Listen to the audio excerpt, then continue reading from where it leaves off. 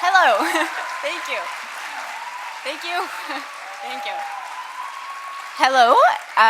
Good evening to all of you. I'd like to start by saying that I'm very happy to be here. I didn't quite realize how wild of a party it would be, and the music has been wonderful. My speech is going to be a little bit more low energy, but I'm going to tell you a little bit about my work and a little bit about myself. On International Women's Day, I'd like to give you insight into not only my personal sort of relationship with women's rights, but also give to you the experiences of other women that I work with in the Arab region. So starting off, one of the important things that I want to talk about is the intersectionality between power, identity politics, and women's rights. That's going to be that's going to be a recurrent theme throughout what I'm going to talk to you about today. And also, first of all, I'd like to say that I'm very weary of giving a privileged view of what is going on as a woman in the world, in Jordan, in the Arab world at large, because I realize that I don't necessarily represent every Arab woman, or every Muslim woman, or every young woman, or every woman. My experience is unique to me, but I'm sure there are shared things that we can all relate to. Thank you. So, women in Jordan, the Arab world, the world in general, we have our struggles. We have our sort of steadfast efforts to get to equality, to get to justice, to actualize our rights in a way that is not only for all, that is not only universal by name, but that also can be felt throughout the world. At the same time, when talking about the Arab world or the Middle East, a lot of people have a negative view of women and women's status, and that's not necessarily incorrect. But what I would rather focus on is talking about the elements of my work that have shown me how much the agency of women, and oftentimes young women, are at the center of the progress towards transforming or reforming or creating a new Arab world. And I think that's the stage that we're at right now. It's mostly women that are claiming spaces. So earlier I was talking to someone and they said, well, how? How can women just sort of change their situations? The Arab world is so interesting right now. And how do you think that women, through local initiatives, through activism, can really create a change? And I'll give you concrete examples. In Jordan, for example, my organization has women's circles in 4 areas. These 4 areas have very high refugee populations. And within those areas, we have women's circles that are made up of both Jordanian women and Syrian refugees. And most marginalized communities are incorporated into them. And basically, they identify challenges that they face in their very local context, and they identify how they want to work on them. And that change, although it may start on a local level, it may start on a very micro level, is sort of the first ripple towards a macro change. Because when women in a small community in Jordan say, our daughters are not going to school because, for example, when a Syrian woman says, my daughter doesn't go to school because the shift for Syrians is at night, and it's dangerous for my daughter to travel to and from school at night because of sexual harassment, that identifies so many different challenges that, although really need to be addressed at a policy level, they also need to be addressed at a local level. It involves the way that society thinks of these things, the way that they react to them. And with them identifying these challenges and working on them themselves, the very simplest change that has occurred is you speak to them and they say, I now reject the dichotomy of a feminine private and a masculine public.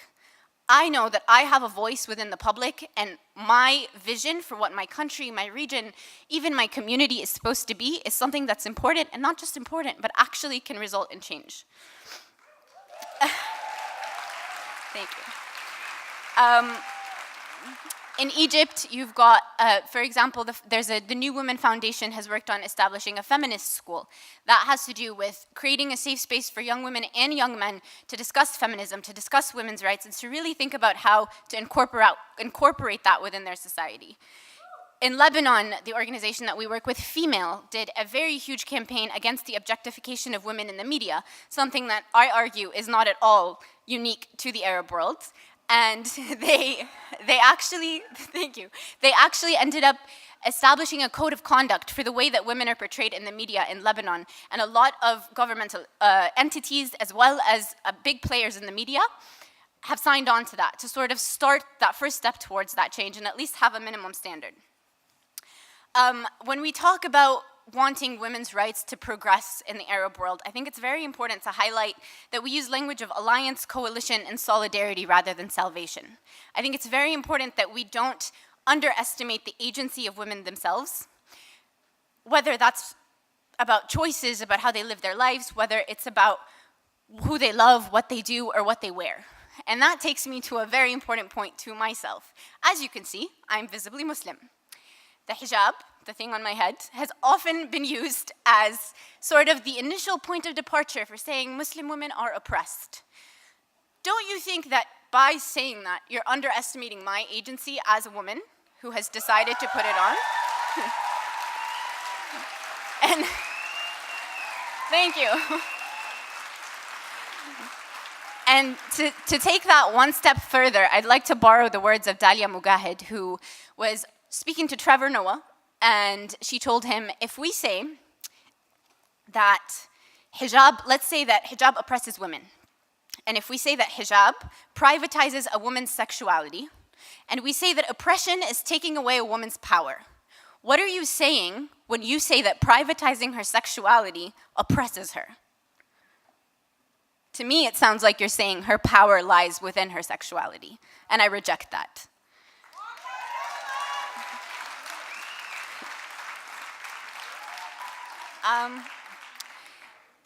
On a more personal note, to continue talking about power and identity politics, Michel Foucault says that power is a verb. It's a thing that's done, and it's not something that's held, right?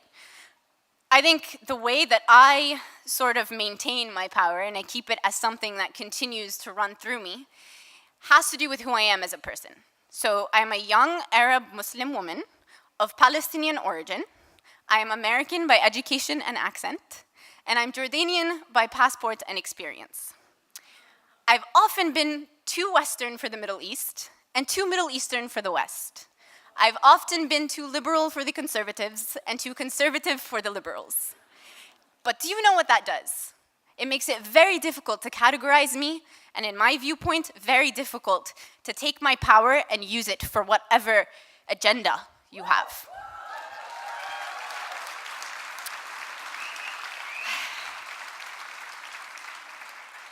I don't fit into most boxes, and I reject boxes, even the idea of the word woman.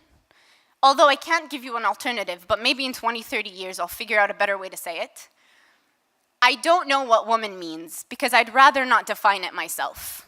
I'd rather we each define it within our experiences, within what we believe, what we want. Each woman defines what a woman is. There is no unique definition that should be strapped on top of a box where we all are jumbled up into it.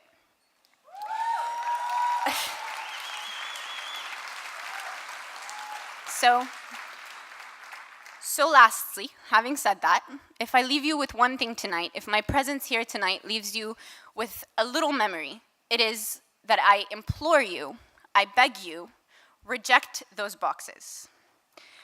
Don't you ever shrink your heart, your mind, or your body so it can fit into any space that shrinks, limits, simplifies, or molds it.